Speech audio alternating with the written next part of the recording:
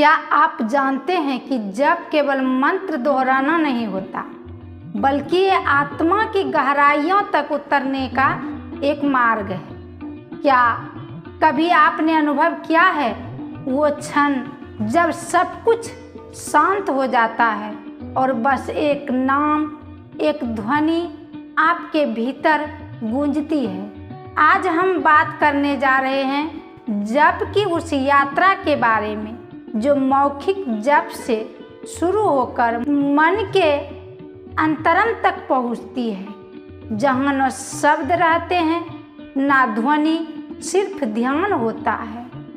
गुरु की साक्षात उपस्थिति और उनके दिए हुए मार्गदर्शन से साधना का ऐसा रहस्य खुलता है जो आत्मा को परमात्मा से जोड़ देता है।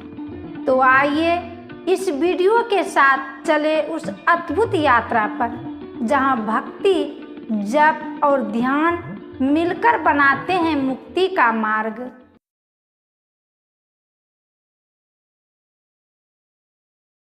प्यारे लोगों, ईश्वर की भक्ति में जप का प्रथम स्थान है।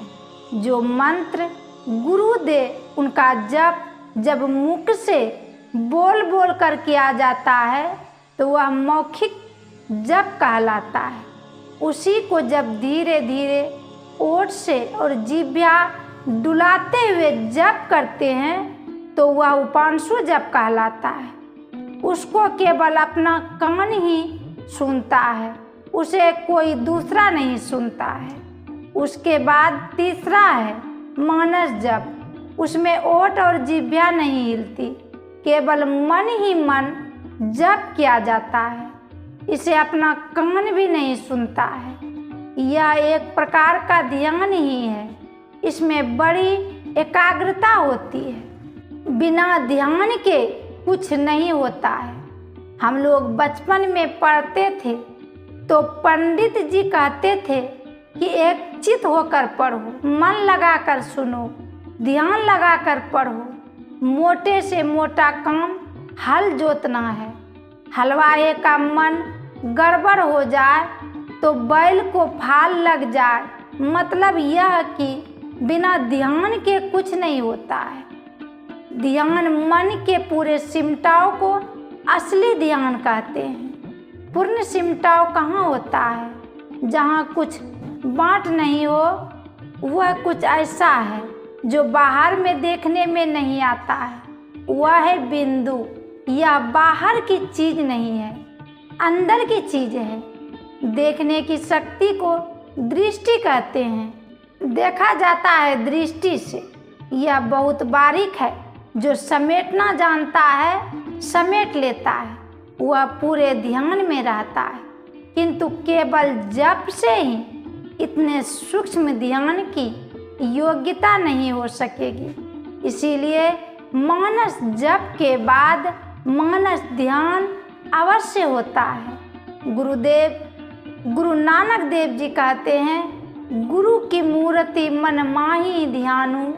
गुरु का ध्यान क्यों? भगवान राम की, संत सदगुरु महर्षि में ही परमहंस जी महाराज भगवान कृष्ण की तथा अन्य देवों की मूर्तियों को ध्यान क्यों नहीं? इसीलिए कि गुरु की मूर्ति प्रत्यक्ष है, लेकिन भगवान की मूर्ति प्रत्यक्ष नहीं है। वे त्रेता में, द्वापर में हुए।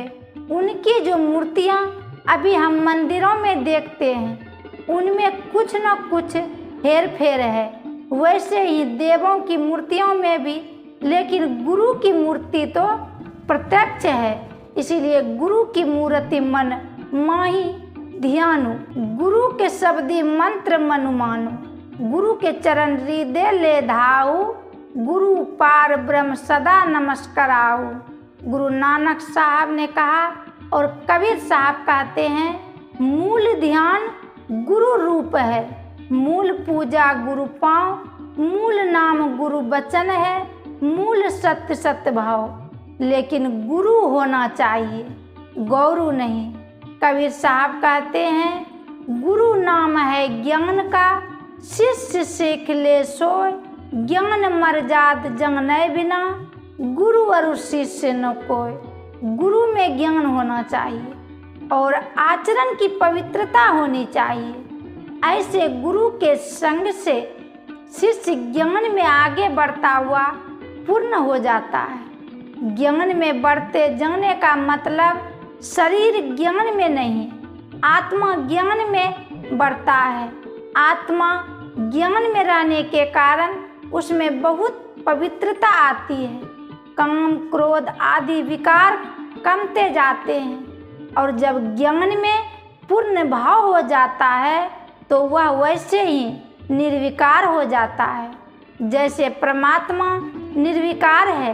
इस तरह की पवित्रता पाकर वह साधक शिष्य उस परम प्रभु परमात्मा में जा मिलता है। यह है ध्यान की महिमा। गुरु से साधन विधि जानकर ध्यानाभ्यास करना चाहिए। पहले मोटा ध्यान, फिर महीन ध्यान। मोटे ध्यान में इष्ट मूर्ति का ध्यान और महीन में बिंदु ध्यान है। बिंदु ध्यान के बाद शब्द ध्यान है। शब्द को कोई देखता नहीं है, यह बाहर का नहीं अंदर का शब्द है। जो उसको पकड़ता है वह शब्द जहाँ से आता है वहाँ खींच कर ले जाता है और शब्द में पहुँचा देता है। और शब्द ही अनाम है। गोस्वामी तुलसीदास जी ने लिखा है, एक अनीह अरूप अनामा अज सचिता नंद पर धामा।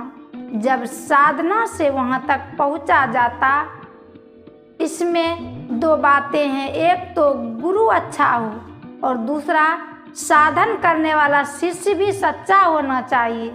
गुरु ने काम किया अपने गुरु से जानकर और शिष्य ने काम किया अपने गुरु से जानकर।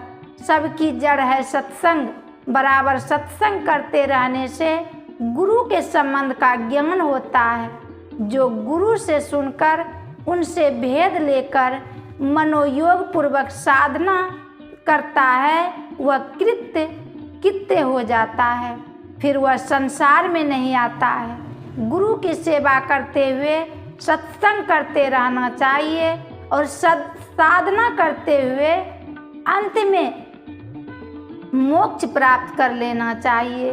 तो प्रिय साधकों, जप, ध्यान और गुरु की कृपा, ये तीनों साधन आत्मा को परम शांति की ओर ले जाते हैं। जीवन में अगर कुछ अस्थाई है तो वह है आत्मज्ञान की खोज।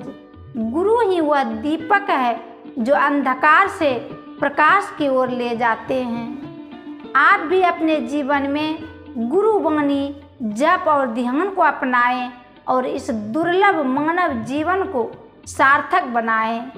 अगर ये विचार आपके हृदय को छू गए तो वीडियो को लाइक करें, शेयर करें और चैनल को ज़रूर सब्सक्राइब करें ताकि ऐसे ही आध्यात्मिक विचार आपके जीवन को प्रकाशमान करते रहे।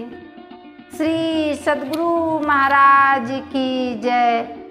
आप सभी पर गुरु कृपा बनी रहे। फिर मिलते हैं अगले वीडियो में।